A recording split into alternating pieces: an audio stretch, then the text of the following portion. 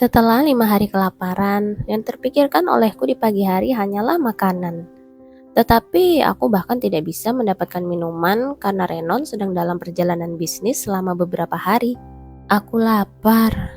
Sophia mengambil makananku dan memakannya di depanku. Itu cukup membuatku marah. Tapi kemudian dia dengan sengaja melemparkan sepotong roti dari makan malam tadi ke lantai dan berkata, "Jika kamu benar-benar lapar, kamu bisa memakannya." Sejujurnya, jika Sophia tidak menontonnya, aku mungkin akan mengambilnya dan memakannya. Tapi aku tidak melakukannya.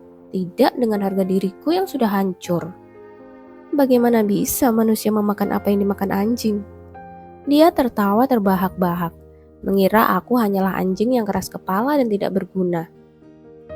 Aku tidak ingin mengalami penghinaan yang sama saat makan siang hari ini. Jadi aku berlari keluar kamar sementara Sophia pergi mengambil makanannya. Semua orang sibuk menyiapkan makanan dan bau makanan tercium kemana-mana. Aku mencari tempat di mana aku bisa menghindari bau itu sebisa mungkin. Lalu aku teringat aula besar dan menuju ke sana. Aku lapar. Aku lapar. Bukannya aku tidak berpikir untuk bersembunyi di tempat lain dan meminta pelayan lain membawakanku sesuatu untuk dimakan. Faktanya, aku telah melakukan hal itu pada malam pertama, sambil menertawakan Sophia. Tapi ketika aku kembali ke kamarku, Sophia memaksaku untuk memuntahkan semuanya. Perutku sakit sekali setelah muntah-muntah, membuatku berguling-guling sepanjang malam. Dan kenangan itu masih membuatku trauma hingga saat ini. Aku merasa jauh lebih baik ketika pergi ke aula besar, di mana aroma rumput dan bunga menutupi bau makanan. Saat aku sedang berjalan, ada sesuatu yang menarik perhatianku. Wow, pai itu kelihatannya enak. Ada pai buah persik di atas meja yang tampak baru dipanggang. Itu dipanggang dengan indah dengan lapisan gula dan permukaannya bersisik, membuatnya terlihat lebih menggugah selera. Edith, aku sedang menatap kue itu ketika aku mendengar seseorang memanggilku. Edith, apa yang kamu lakukan? Itu adalah Lizzie. Saat aku berpikir, mengapa dia ada di sini? Aku menyadari bahwa akulah yang mendekatinya. Lizzie, Cliff, dan Gillian yang telah makan siang sebelumnya sedang menikmati teh dan hidangan penutup di balkon aula besar. Aku berdiri di depan mereka seperti orang bodoh menatap kue itu. Mungkin aku bisa melakukan tindakan memalukan di sini sebelum aku digorok oleh Gillian. Aku belum makan, otakku tidak berfungsi, dan aku tidak bisa memikirkan apapun yang bisa kukatakan untuk memaafkan kelakuanku. Jika kamu sudah makan, maukah kamu bergabung dengan kami untuk minum teh? Lizzie bertanya dengan manis, tapi aku menggelengkan kepalaku, mengingat mimpi burukku, yaitu muntah. Aku baru saja melihatmu dan berpikir, wow, ini sudah musim persik. Oh, begitu. Aku kembali menatap pai itu dan kemudian melakukan kontak mata dengan Gillian. Dia mengerutkan alisnya seolah melihat sesuatu yang menyedihkan, menambah rasa maluku. Kupikir aku akan kembali sekarang. Aku hanya mau jalan-jalan. Kelaparan sendirian sudah cukup buruk, tapi diperlakukan seperti pengemis sudah cukup membuatku menangis. Jadi aku bergegas kembali ke kamarku. Sekitar pukul 3, seorang pelayan datang ke kamarku dengan membawa pai buah persik. Nona Lizzie mengirimkan ini. Itu adalah kue persik yang sama yang kulihat sebelumnya. Aroma manis buah persik dengan cepat memenuhi kamarku. Aku ingin memakannya. Saat aku berpikir begitu, Sophia yang berdiri membelakangiku memikirkan sesuatu. Tiba-tiba menyiapkan minuman di atas meja. Dia menyajikan teh panas dan sepotong pai buah persik dan menyuruhku memakannya. Kalau kamu terus kelaparan, pasti akan ada kecurigaan. Jadi aku biarkan kamu makan yang ini. Dia dengan santai menyuruhku makan, lalu meninggalkan kamarku. Ada apa dengan dia? Tiba-tiba. Awalnya aku bingung, tapi kemudian aku memikirkannya dan menyadari bahwa Sophia sedang menggunakan kepalanya. Aku merasa sangat pusing karena aku belum makan. Harga diriku masih terluka, tapi kupikir ini adalah kompromi yang bisa diterima. Jadi aku melahap pai persiknya. Rasanya sama lezatnya dengan yang kubayangkan. Kupikir buah persik akan menjadi buah favoritku mulai sekarang. Saat aku menggosok perutku untuk memuaskan rasa laparku yang tak terpuaskan, beberapa saat kemudian aku merasakan sakit yang luar biasa di perutku. Apa ini? Aduh, itu menyakitkan. Ini sangat menyakitkan. Perutku sangat sakit. Aku berkeringat dingin dan tubuhku gemetar. Karena tidak dapat berjalan ke tempat tidur, aku terjatuh ke lantai. Menggeliat kesakitan seolah-olah ada sesuatu yang tajam menusuk perutku. Saat aku berbaring dalam keadaan linglung, aku teringat sebuah adegan dari cerita aslinya. Tidak mungkin insiden kue beracun. Itu adalah adegan di mana Edith meracuni dirinya sendiri dengan sesuatu yang membuat perutnya sakit karena kue yang dikirim Lizzie sebagai hadiah. Aku kan tidak memasukkan racun apapun ke dalamnya. Namun, misteri itu dengan cepat terkuak. Di kejauhan pandanganku yang semakin gelap, pintu terbuka dan Sophia masuk. Dan dia sama sekali tidak terkejut melihatku terbaring di lantai. Itu kamu ya, sialan. Samar-samar, aku bisa mendengar Sophia berteriak saat pandanganku menjadi gelap gulita. Nona, bangun Nona. Aku perlahan membuka mataku, merasakan hiruk pikuk di sekitarku. Suara Sophia menembus gendang telingaku. Bagaimana Anda bisa melakukan itu, Nona Lizzie? Apakah Anda sangat membenci nona muda kita sehingga kamu meracuninya? Oh, tidak. Saya tidak pernah. Saya hanya mengirimkannya karena saya pikir Edith akan menyukainya. Iya, dia memang menyukainya dan dia memberitahu saya betapa senangnya dia karena Anda mengirimkannya padanya. Tapi ketika saya keluar dari kamarnya sebentar, nona muda. Benar saja, Sophia menjebak Lizzie sebagai pelakunya. Ya, itulah adegan persis dari cerita aslinya. Tapi aku tidak bisa menyerah. Perutku masih mual, tapi entah bagaimana aku harus menghentikan rencana Sophia. Jadi, Sophia, aku nyaris tidak berhasil memanggil Sophia. Dan semua orang menoleh ke arahku karena terkejut. Diam-diam, aku senang menemukan Kilian di tengah-tengah semua itu. Setidaknya, dia datang menemuiku. Tidak, apakah dia ada di sini karena Lizzie dijebak sebagai pelakunya? Apapun yang terjadi, aku harus meredakan situasi ini.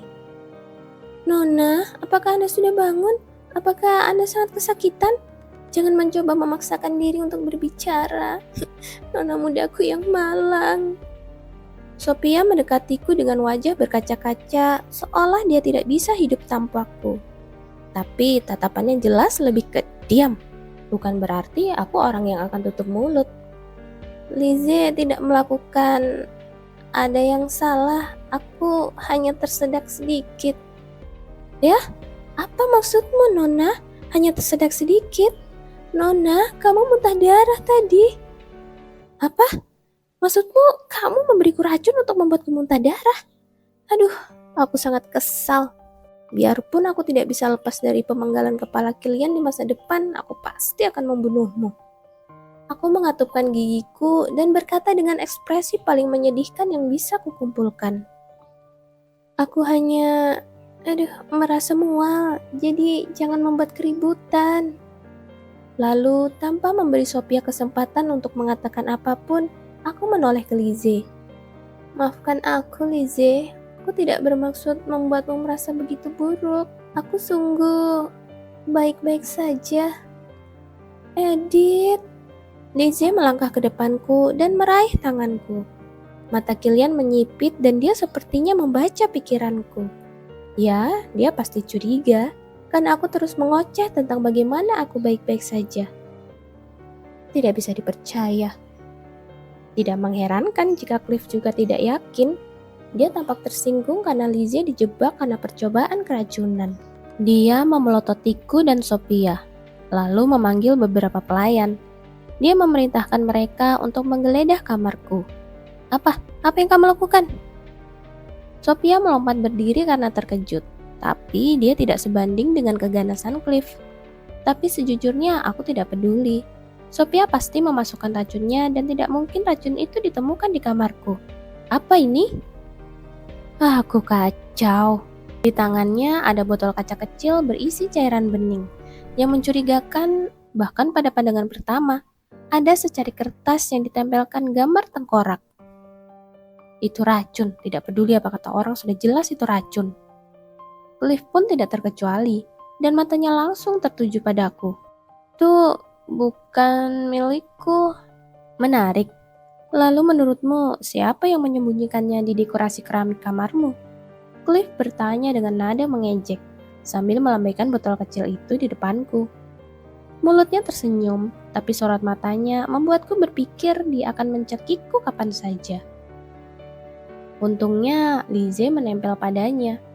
Cliff, Edith adalah seorang korban. Apa yang kamu lakukan terhadap seorang korban?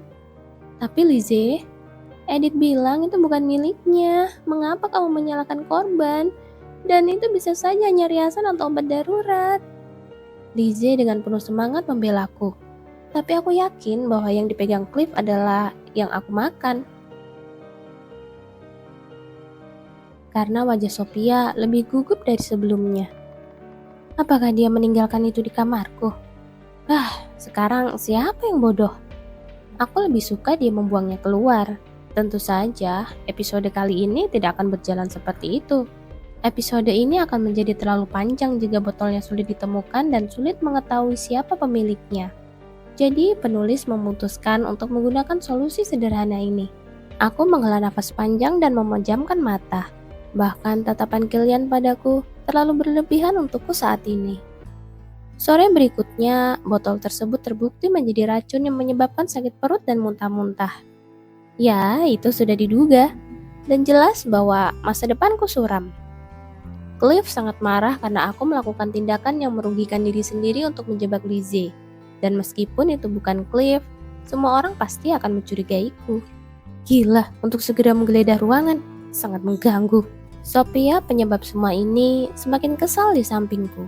Kamu bertingkah cerdas, tapi tidak bisa melakukan apapun dengan benar. Aku mendengus padanya sambil berbaring di tempat tidur, dan dia memelototi dengan ekspresi galak sebelum meninju perutku. Aduh, aku berteriak. Perutku yang bagian dalamnya mengeluarkan darah karena racun sialan itu terasa seperti akan pecah. Gunakan moncongmu sekali lagi di depanku dan aku akan membunuhmu. Seolah kegagalannya belum cukup, Sophia membentakku dengan santai seperti biasanya. Lalu dia berjalan keluar, meninggalkanku sendirian, meringkuk seperti udang. Perutku mual karena keracunan setelah berhari-hari kelaparan. Karena menderita leukemia di kehidupanku sebelumnya, kupikir aku dapat mentoleransi sebagian besar jenis rasa sakit. Namun, ternyata aku salah. Rasa sakit selalu baru. Aku tidak tahu persis bagian mana yang sakit. Kadang perutku sakit, kadang punggungku sakit, kadang dadaku sakit, dan kadang hatiku sakit. Saat itu, pintu terbuka dan seseorang bergegas masuk. Apakah kamu sangat kesakitan? Itu adalah Kilian. Aku menarik nafas dalam-dalam dan mengangguk kecil. Namun yang muncul bukanlah simpati, melainkan omelan. Lalu kenapa kamu meminum racunnya? Tidakkah kamu sadar itu berbahaya? Tampaknya dia yakin aku telah melakukan tindakan yang merugikan diri sendiri. Itu hal yang sama setiap saat. Tapi kali ini mau tak mau aku mengatakannya. Aku tidak melakukannya. Aku tidak pernah melakukan itu. Lalu siapa yang melakukannya? Itu bukan aku. Aku merasakan sakit yang tajam dan air mataku mengalir. Aku berusaha menahan air mataku. Takut dia akan menuduhku berpura-pura, tapi rasa sakitnya terlalu berat untuk ditanggung. Aku sudah terbiasa menahan rasa sakit sendirian, tapi keakraban ini tidak akan membuatnya baik-baik saja. Kalau saja aku bisa mati seperti ini, pikiran bahwa aku ingin mengakhiri semuanya kembali menghantuiku. Itu adalah dorongan yang telah aku coba singkirkan sepanjang hidupku. Aku menarik selimut hingga menutupi kepalaku dan membenamkan wajahku di dalamnya. mengetahui bahwa aku tidak akan mampu lagi menerima kritikan dari Kilian. Jika kamu tidak memiliki sesuatu untuk dikatakan, kembalilah. Dia berdiri di sana cukup lama, lalu akhirnya berbalik dan pergi. Aku mendengar pintu ditutup dan ruangan menjadi sunyi. Aku pikir itu lucu, berpura-pura kuat. Aku memintanya untuk pergi, dan ketika dia melakukannya, rasanya seperti jantungku dicabut dari dada.